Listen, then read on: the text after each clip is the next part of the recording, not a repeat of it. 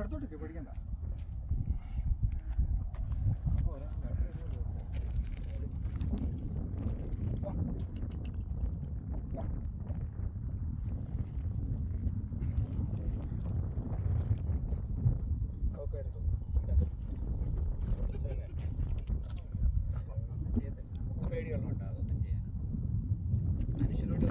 ഇങ്ങനെ നല്ലല്ലേ പറഞ്ഞത്.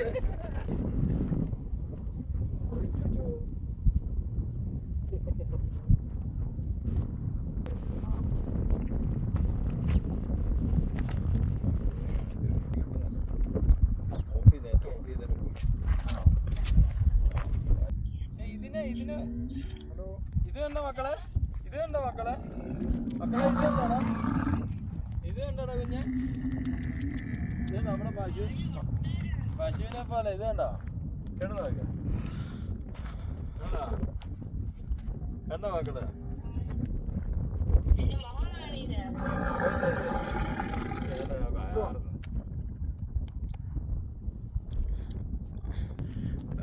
ഇത് അഷ്റഫ് ചേലാമ്പ്ര, സൗദിയിൽ പ്രത്യേകിച്ച് ഒരു രംഗത്ത്, ചാനൽ രംഗത്ത് നിറഞ്ഞ വ്യക്തിത്വമായിരുന്നു മിസ്റ്റർ അഷ്റഫ്. നമ്മൾ ഈ ഒട്ടകങ്ങൾ എന്ന് പറയുന്ന സൗദി അറേബ്യയുടെ മരുഭൂമിയിൽ ഉള്ള ഒരു സൗദികൾ അല്ല, ഈ മരുഭൂമിയിലെ കപ്പൽ എന്നറിയപ്പെടുന്ന ഒരു മൃഗമാണ് ഒട്ടകം. പ്രത്യേകിച്ച് ഒട്ടകങ്ങൾ ഏറ്റവും കൂടുതൽ ഉള്ളത് മരുഭൂമിക്ക് ഉള്ളിലാണ്. ആടുകൾ എന്ന് പറയുന്നത് റോഡുമായിട്ട് ബന്ധമുള്ള പ്രദേശങ്ങളിലാണ് ആടുകളുള്ളത്. നമ്മൾ മലയാള സിനിമയിൽ ആട് ജീവിതം എന്ന സിനിമയിൽ കൂടി ഇപ്പോൾ ഒരുപാട് കഥകൾ വരുന്നുണ്ട്. കാര്യം ഒട്ടകങ്ങളും ഈ ആടുകളെയൊക്കെ ഉള്ളിൽ ജീവിച്ച ഒരു നജീം എന്ന വ്യക്തിയുടെ കഥയാണ് വന്നുകൊണ്ടിരിക്കുന്നത്. പക്ഷേ എന്നെ പോലുള്ള ഒരു സാമൂഹ്യ പ്രവർത്തകന് പറയാനുള്ളത്, 100 ആൾക്കാർ വരുമ്പോൾ അതിൽ ഒരാളുടെ വിഷയമാണ് ഇങ്ങനെയൊക്കെ ആവുന്നത് തന്നെ. ഇത് പറയണമെന്ന് വെച്ചാൽ, ഇത് ആടും ഒട്ടവും തമ്മിൽ ഒരു വലിയൊരു വ്യത്യാസം തന്നെ ഉണ്ട്. ആടിനെ സംബന്ധിച്ചിടത്തോളം ഏകദേശം മനുഷ്യരുടെ ഒരു സാമീപ്യത്തിൽ ജീവിക്കുന്ന ഒരു ജീവിയാണ്. അതിന് മരുഭൂമിയിലെ കാലാവസ്ഥയായിട്ട് യോജിച്ചു പോകാൻ പറ്റാത്തൊരവസ്ഥയാണ്. അതുകൊണ്ട് തന്നെ ഈ പ്രത്യേകിച്ച് നമ്മൾ ഇവിടെ മിഡിൽ ഈസ്റ്റിൽ കാണുന്നത്, ഈ ആടുകളെ ഈ റോഡ് സൗകര്യവും മറ്റുള്ള രീതിയിലുള്ള ജലസ്രോതസ്സും മറ്റുള്ള രീതിയിൽ പൊടിക്കാറ്റ് വളരെ കുറഞ്ഞ ഏരിയയിൽ താമസിപ്പിക്കുന്നതായിട്ടാണ് നമ്മൾ കാണാറ്. നേരെ മറിച്ച് ഒട്ടകം അതല്ല. ഒട്ടകത്തിൻ്റെ സൃഷ്ടിപ്പ് തന്നെ മരുഭൂമിയിലെ യാത്രക്ക് വേണ്ടിയിട്ടാണ്. അത് മരുഭൂമിയിലെ കപ്പൽ എന്നാണ് ഒട്ടകത്തിന് അറിയപ്പെടുന്നത്. അതിൻ്റെ കാല് അതിൻ്റെ രീതിയിലാണ്. മണലിലൂടെ എത്ര നടന്നാലും അത് പോയില്ല. അതുപോലെ തന്നെ മരുക്കാറ്റ് അടിക്കുന്ന സമയത്ത് ഒട്ടകത്തിൻ്റെ കണ്ണിൽ നിന്ന് ഒരു 2 ഇമയാണ് ഒട്ടകത്തിന് സാധാരണ ഉള്ളത്. അതിൽ മരുക്കാറ്റ് അടിക്കുന്ന സമയത്ത് ആ ഇമ ക്രോസ് ആവും. അപ്പോൾ കണ്ണ് പ്രൊട്ടക്റ്റഡ് ആവും. എന്നിട്ട് ഒട്ടകം യാത്ര ചെയ്യുന്നു. എത്ര ദൂരം വേണമെങ്കിൽ ഒട്ടകത്തിന് യാത്ര ചെയ്യാം. ഈ യാത്ര ചെയ്യുന്ന ഒട്ടകത്തിന് 1 മാസത്തോളം ഉപയോഗിക്കാനുള്ള ഭക്ഷണം, വെള്ളം സംഭരിക്കാനുള്ള ഒരു ശേഷി ശരീരത്തിനുണ്ട്. അതുകൊണ്ട് തന്നെ ഈ ഒട്ടകം എപ്പോഴും നമ്മൾ കാണാറ്, ഒട്ടകത്തിന് സംരക്ഷിക്കുന്നത് കാണാൻ മരുഭൂമിൻ്റെ അകത്താണ്, റോഡ് സൈഡിലല്ല. അതും മറ്റേ നഗരവുമായിട്ട് യാതൊരു ബന്ധമില്ലാത്ത അവസ്ഥയിലാണ്. ഇല്ല, നമ്മൾ ഈ കുറേ കാലമായിട്ട് നമ്മൾ ഈ മരുഭൂമിയിൽ യാത്ര ചെയ്യുന്നവരാണ്. കാര്യം പ്രത്യേകിച്ച് നമ്മുടെ ഗൾഫ് മലയാളി ഫെഡറേഷൻ്റെ റമദാൻ കിറ്റും അതുപോലെ തണുപ്പ് കാലത്തുള്ളതും അതേപോലെ മെഡിക്കൽ ക്യാമ്പുകളും ഒക്കെ നമ്മൾ മരുഭൂമിക്ക് ഉള്ളിൽ പോയി നടത്താറുണ്ട്. അപ്പോൾ നമ്മളെ സംബന്ധിച്ചിടത്തോളം ഈ മരുഭൂമിയിൽ ജീവിക്കുന്ന ഒരുവിധ ഇടയന്മാരുടെ അല്ലെങ്കിൽ ഒട്ടകങ്ങളെ മേയ്ക്കുന്ന ഈ മനുഷ്യരുടെ കാര്യങ്ങളാണ് ഏറ്റവും കൂടുതൽ സുഡാനികളും എരിദ്രിയക്കാരും പിന്നെ ഇന്ത്യയിൽ നിന്നുള്ള രാജസ്ഥാൻ പോലുള്ള സ്ഥലങ്ങളിൽ നിന്നുള്ളവർ മാത്രമാണ്, അപൂർവം മാത്രമാണ് ഏതെങ്കിലും ഇന്ത്യക്കാരിൽ മലയാളികളെ കാണുന്നത്. പക്ഷെ നമ്മളൊക്കെ മനസ്സിലാക്കാൻ കഴിഞ്ഞത് ഈ വന്നിട്ട് താമസിക്കുന്ന നല്ലൊരു ശതമാനവും വളരെ സന്തോഷത്തോടാണ് അവർ ഈ മരുഭൂമിയിൽ ഈ ഒട്ടക ജീവിതം അല്ലെങ്കിൽ ഇതുമായിട്ട് ഇണങ്ങി ചേർന്ന് ജീവിക്കാനായിട്ടാണ് അവർ വന്നത്. സത്യം. ഇപ്പോൾ നമ്മളിപ്പോൾ ശർമ്മ പറഞ്ഞതുപോലെ തന്നെ നമ്മൾ മറ്റു പല കാര്യങ്ങൾക്ക് വേണ്ടിയിട്ടും അവർക്കുള്ള സാധനങ്ങൾ കൊടുക്കുന്നതും മറ്റുമായിട്ടും അവരുടെ ഇടയിലേക്ക് വരുമ്പോൾ നമ്മൾ ഈ ഒട്ടകത്തിനെ സംരക്ഷിക്കുന്ന ആളുകളായിട്ട് കാണുന്നത് ആഫ്രിക്കക്കാരെയും പ്രത്യേകിച്ച് ഇന്ത്യയിൽ നിന്നും പാകിസ്ഥാനിൽ നിന്നും ആ മരുഭൂമി ഭാഗത്ത് ജീവിച്ച് ഒട്ടകങ്ങൾക്ക് ബന്ധമുള്ള ആളുകളെയാണ് കാണുന്നത്. അപ്പോൾ അവരെ സംബന്ധിച്ചിടത്തോളം അവർ സന്തോഷവാന്മാർ. നമ്മൾ നാട്ടിൽ ഒരു പശുവിനെ വളർത്തുന്ന അതേ ഒരു ലാഘവത്തോടു കൂടിയാണ് അവർ ഒട്ടകത്തിനെ സംരക്ഷിക്കുന്നതും ഒട്ടകത്തിനായിട്ട് ഇടപഴകുന്നതും. അവരിലേക്ക് നമ്മൾ ഇറങ്ങി ചെല്ലുമ്പോൾ അവർക്കുള്ള സന്തോഷവും നമ്മളതാണ് കാണുന്നത്. പക്ഷേ വളരെ ചുരുക്കം മലയാളികൾ ഈ മേഖലയിലുണ്ട്. പക്ഷെ അവർക്ക് ഈ ഒട്ടകം എന്താണെന്നോ ഒട്ടകത്തിനെ കുറിച്ച് സംരക്ഷിക്കണമെന്നോ അറിയാത്തത് കൊണ്ടുള്ള ഒരു പ്രശ്നം കൊണ്ടും അവർക്ക് അതൊരു വലിയൊരു ഭാരമായി വരുന്നതുകൊണ്ടും അവർക്കൊരു പ്രയാസം നേരിടുന്നത്. അങ്ങനെ ഒരു അവസ്ഥ കാണും. സാധാരണ രീതിയിൽ ഒട്ടകത്തിനെ സംരക്ഷിക്കുന്ന ആളുകളെ അതിൻ്റെ ഉടമകളായിട്ടുള്ള സൗദികൾ സംരക്ഷിക്കുന്നുണ്ട്. ആരും വഴിയിലിട്ട് പോയിട്ടൊന്നുമില്ല. അങ്ങനെ ചരിത്രം നമ്മൾ ഇത്ര കാലം കണ്ടിട്ടില്ല. നമ്മൾ അവരിലിടയ്ക്ക് പോകുന്നു, മരുഭൂമിയിൽ ഉള്ളിലേക്ക് പോയിട്ട് അവരെ കണ്ട് സംസാരിക്കുന്നു. അവരാ സന്തോഷത്തോടുള്ള റിപ്ലൈ കാണുമ്പോൾ തന്നെ നമുക്കതറിയാം. അപ്പം ഇത് ഒട്ടകത്തോട്ട് ഇണങ്ങി ചേരുമ്പോഴേ മാത്രമേ ഒട്ടകം എന്താണെന്ന് നമുക്ക് മനസ്സിലാക്കാൻ പറ്റുള്ളൂ. അത് വളരെ നമ്മുടെ മലയാളികളെ അതിൽ വളരെ റെയറായിട്ട് മാത്രമേ ഉള്ളൂ.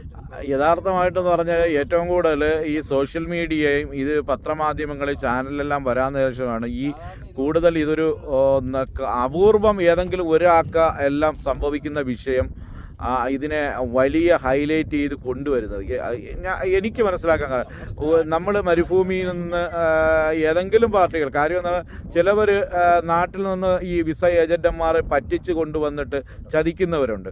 അപ്പോൾ ഇവരുടെ അടുത്ത് ഇന്ന ജോലിയാണെന്ന് പറയില്ല, വേറെന്തെങ്കിലും സൂപ്പർ മാർക്കറ്റിലെന്ന് പറയും. അല്ലെങ്കിൽ ഏറ്റവും കൂടുതൽ ഈ നമ്മുടെ നാട്ടിലുള്ള ഇന്ത്യക്കാരായിട്ടുള്ള ഏജൻറ്റന്മാർ തന്നെ പറഞ്ഞ് പറ്റിച്ച് കൊണ്ടുവരുന്നതാണ് ഇവിടെ വന്നിട്ട് പറ്റിക്കപ്പെടുന്നത്. അപ്പോൾ ഇത് സൗദി കൃത്യമായിട്ട് വിസ കൊടുക്കുന്നത് ചിലപ്പോൾ ഇതിന് വേണ്ടിയായിരിക്കും കൊടുക്കുന്നത്. അവസാനം ഇതിവിടെ വന്ന് അവസാനം അവർക്ക് തൊഴിലാളി ആവശ്യമുണ്ടല്ലോ, അവന് അവിടെ വരുമ്പോൾ അവന് ഈ കാലാവസ്ഥയായിട്ട് പ്രത്യേകിച്ച് മലയാളികൾക്ക് പറ്റുകയില്ല. ഇതാണ് നമ്മളെ നാട്ടിലെ ഏറ്റവും വലിയ വിഷയം. അത് പിന്നെ സോഷ്യൽ മീഡിയയിലും ഇതൊക്കെ എടുത്ത് കഥ എഴുതാനും സിനിമയാക്കാനുമായിട്ടെല്ലാം ആളുകൾ ഇങ്ങനെ വരും. കണ്ട നോക്കിയാണ് എത്ര സ്നേഹമുള്ള മൃഗമാണെന്ന് നോക്കിയാണ് വന്ന്. ഇത് തന്നെയാണ് സത്യം. കാരണം എന്ന് വെച്ചാൽ നമ്മുടെ നാട്ടിൽ വിസ ഏജന്റുമാർ പറ്റിക്കപ്പെടുന്നത് കൊണ്ട് പറ്റുന്നതാണ്. അതായത് വരുന്ന കക്ഷി തീർച്ചയായിട്ടും അവന് ഉദ്ദേശിക്കുന്ന സൂപ്പർ മാർക്കറ്റിലോ മറ്റെന്തെങ്കിലും ജോലിയായിരിക്കും. പക്ഷേ ഇത് വിസ എന്താണെന്ന് അറിഞ്ഞു വരുന്നവരാണ് ഇവിടെ സന്തോഷത്തോടുകൂടി നിൽക്കുന്നത്. അറിയാതെ ചതിക്കപ്പെടുന്നവരാണ് ഞാൻ ഇതിലേക്ക് വന്ന് ഇതിൽ പെട്ടുപോയല്ലോ എന്നുള്ള അവസ്ഥയിൽ സംഭവിക്കുന്നത്. പക്ഷേ നമ്മളറിവിൽ ഇത്ര ഒരു ഒട്ടകത്തിന് വയ്ക്കുന്ന ഒരു ആടിനെ വയ്ക്കുന്ന ഇങ്ങനെ ഒരു പ്രതിസന്ധിയിലുള്ള കൂടെ പോകുന്നതായിട്ട് നമ്മളാരും കണ്ടില്ല. 1-2 കേസ് ഉണ്ടാകാം. ഇവിടെ ഇത്രയധികം ആയിരക്കണക്കിന് ഈ മേയ്ക്കുന്ന സ്ഥലങ്ങളും ആളുകളും ഇതിലേക്കുണ്ട്. പക്ഷെ നമ്മൾ എത്തിച്ചേർന്ന പലരും സന്തോഷവാന്മാരായിട്ട് നമ്മൾ കാണുന്നുണ്ട്. അത് 1-2 കേസ് നമ്മൾ ഒരു എന്താ പറയുക പെരുപ്പിച്ച് അത് മൊത്തം ഒരു രാജ്യത്തെയും സംസ്കാരത്തെയും കുറ്റപ്പെടുത്തുന്നത് ശരിയല്ല എന്നാണ് എൻ്റെ അഭിപ്രായം. പിന്നെ നമ്മളെല്ലാം ഞാൻ തന്നെ 31 വർഷമായി ഇവിടെ സൗദി അറേബ്യയിൽ. ഏതെങ്കിലും ഇത്രയും കാലം 1-2 കേസുകളാണ് ഇതേപോലെയുള്ള വിഷയങ്ങളിൽ വരുന്നത്. ഈ വിഷയങ്ങളാണ് സിനിമയാക്കാനും കഥയാക്കാനും നോവലാക്കാനും നാഷണൽ അവാർഡ് കിട്ടാനും അതിൽ ഒരുപാട് കഥകൾ പെനപ്പിച്ച് കാണിക്കുവാനും ഒക്കെ ശ്രമിച്ചു കൊണ്ടിരിക്കുന്നത്. പക്ഷേ ഇവിടെ നമ്മൾ ഈ കാടുകളിൽ ഉള്ളുകളിൽ പോയി കഴിഞ്ഞാൽ അവർക്കൊന്നും ഇതിനെക്കുറിച്ചോ അവരെല്ലാം സന്തോഷവും നമ്മളെല്ലാം ചെല്ലുമ്പോൾ ഉള്ള സന്തോഷവും ആ സഹകരണവും എല്ലാം കണ്ടു കഴിഞ്ഞാൽ അവരുടെ അടുത്ത് ചോദിക്കുമ്പോൾ ഞങ്ങൾക്ക് സാലറി കിട്ടാറുണ്ട്, ഞങ്ങൾക്ക് ആഹാരം കിട്ടാറുണ്ട്, ഞങ്ങൾക്ക് സാധനങ്ങൾ കിട്ടാറുണ്ട്, ഞങ്ങൾക്ക് യാതൊരു ബുദ്ധിമുട്ടുമില്ല എന്ന് അവർ പറയുമ്പോൾ അവരെ സ്പോൺസർമാരെയെല്ലാം അത്രയും സ്നേഹത്തോടു കൂടിയാണ്. ഏതെങ്കിലും 1-2 ആൾക്കാരുടെ വിഷയമാണ് ഇതൊരു ഇത് ഞാൻ നേരത്തെ പറഞ്ഞതിൽ പെട്ടാണ്. കാരണം വെച്ചാൽ ഇതിനെ ബന്ധപ്പെട്ട് ഞാൻ പറഞ്ഞില്ലേ നമ്മളെ കേരളത്തിനെ സംബന്ധിച്ചിടത്തോളം പശുക്കളും ആടുകളും നമുക്കറിയാം. അപ്പോൾ ആ ഒരു രീതിയിൽ നമ്മൾ ഇടപഴകിയതുകൊണ്ട് നമുക്കതൊരു വിഷയമല്ല. ഇവിടെ വന്ന് ഇവിടുത്തെ ഈ കാലാവസ്ഥയും ഈ പരിസ്ഥിതിയാണ് ഏറ്റവും കൂടുതൽ പ്രശ്നമായിട്ട് വരുന്നത്. ഇത് ആട്ടിൻ പറ്റങ്ങളും ഇതിൻ്റെ ഈ താമസ സൗകര്യങ്ങളും ഇത് ഉൾഭാഗത്തുള്ളതായിട്ട് നമ്മളറിയില്ല ഇതുവരെ ഇല്ല. അതെല്ലാം ഒരു പുറത്തേക്കുള്ളൊരു എന്താ പറയുക ഒരു ആക്സസ് ഉള്ള ഒരു ഭാഗത്തായിട്ടാണ് നമ്മൾ കാണുന്നത്. കാരണം ആടിൻ്റെ ജീവിതം ഞാൻ നേരത്തെ പറഞ്ഞതുപോലെ തന്നെ ആടിന് ഈ പൊടിക്കാറ്റെല്ലാം പ്രശ്നമാണ്. ഒട്ടകത്തിനെ പോലെയല്ല. നേരെ മറിച്ച് ഒട്ടകം അങ്ങനെയല്ല. ഒട്ടകം ഏത് പരിസ്ഥിതിയിലും ഏത് ഭാഗത്തും ജീവിക്കാൻ കഴിയുള്ള ഒരു മൃഗമാണ്. ലോകത്ത് ഇത്രത്തോളം അത്ഭുതം നിറഞ്ഞ മറ്റൊരു മൃഗങ്ങളും ഉണ്ടാവില്ല. എന്തായിരുന്നാലും മരുഭൂമിയിലെ ഞങ്ങളുടെ യാത്രയിൽ റമദാൻ്റെ പുണ്യദിനങ്ങളിലെ ഈ യാത്രയിൽ മരുഭൂമിയിലെ ഇത്രയും സ്നേഹമുള്ള മൃഗങ്ങളെ ഇവിടുത്തെ സൗദി അറേബ്യയിലുള്ള മനുഷ്യരെ പോലെ തന്നെയാണ് ഇവിടുത്തെ ഈ ഒട്ടകങ്ങളിലും നമ്മളോട് സ്നേഹം കാണിക്കുന്നത്.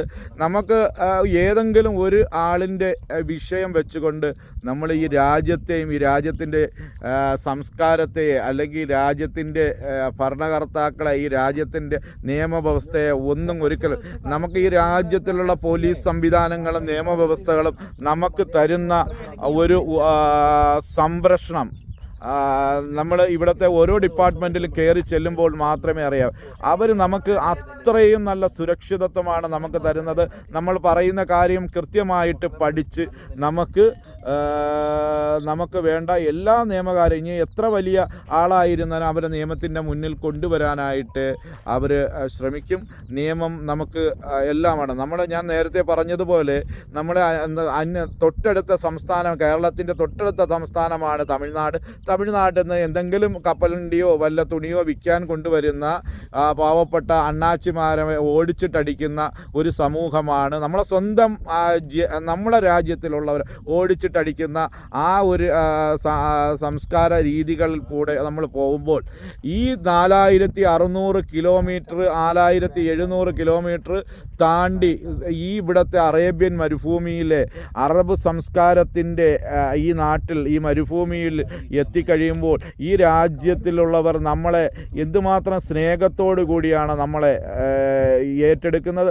അവരുടെ കോടാനുകോടി രൂപയുടെ അവരുടെ സാധനങ്ങൾ അല്ലെങ്കിൽ സ്ഥാപനങ്ങൾ നമുക്ക് അതിൻ്റെ ചാവിയും അതിൻ്റെ സ്ഥാപനം കൂടിയ വാഹനങ്ങളും അതൊക്കെ നമുക്ക് അതുമൊക്കെ നമ്മൾ തന്ന് നമുക്ക് നല്ല സാലറി നമ്മളെ രാജ്യത്തിൻ്റെ സമ്പദ്ഘടനയെ ഊട്ടിയുറപ്പിക്കുവാനും നമ്മളെ കുടുംബത്തിനെ സംരക്ഷിക്കുവാനും നമ്മൾ ഇത്ര കണ്ടിട്ട് ഈ രാജ്യം തരുന്നത്. അപ്പോൾ ആ രാജ്യത്തിനോട് നമുക്ക് ഓരോ പ്രവാസികൾ, പ്രത്യേകിച്ച് ഇന്ത്യക്കാരായ 28 ലക്ഷം ആൾക്കാർ ഇവിടെയുണ്ട്. നമ്മൾ ഓരോരുത്തരും ഈ രാജ്യത്തിനെയും ഈ രാജ്യത്തിൻ്റെ സംവിധാനത്തിനെയും നമ്മൾ എപ്പോഴും നമ്മൾ ചേർത്ത് പിടിക്കുക തന്നെ ചെയ്യണം. ഇവിടുത്തെ നിയമവ്യവസ്ഥകൾ നമ്മൾ അംഗീകരിക്കുക തന്നെ വേണം.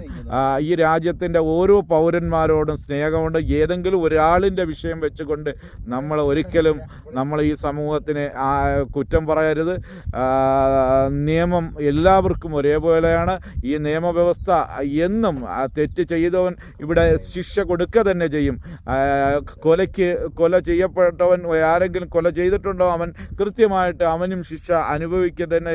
മോഷണം ചെയ്തിട്ടുണ്ടോ അവൻ മോഷണത്തിന് എന്ത് ഇത് ചെയ്താലും അവൻ അതിന് ഇവിടുത്തെ നിയമം കൃത്യമാണ്. അതുകൊണ്ട് പ്രിയ സുഹൃത്തുക്കളെ, നമ്മൾ ഈ രാജ്യം നമ്മളെ എന്നും ചേർത്ത് പിടിക്കുകയാണ് ചെയ്യുന്നത്. അതേപോലെ നമ്മളും ഈ രാജ്യത്തിൻ്റെ നിയമവ്യവസ്ഥകളെ ചേർത്ത് പിടിച്ചു കൊണ്ടുപോകണം. ഈ രാജ്യത്തിൻ്റെ ഭരണകർത്താക്കൾ നമുക്ക് നൽകുന്ന ഒരു സ്വാതന്ത്ര്യം നമ്മൾ എന്നും കാത്തു സൂക്ഷിക്കുക തന്നെ വേണമെന്ന് പറയുകയാണ്.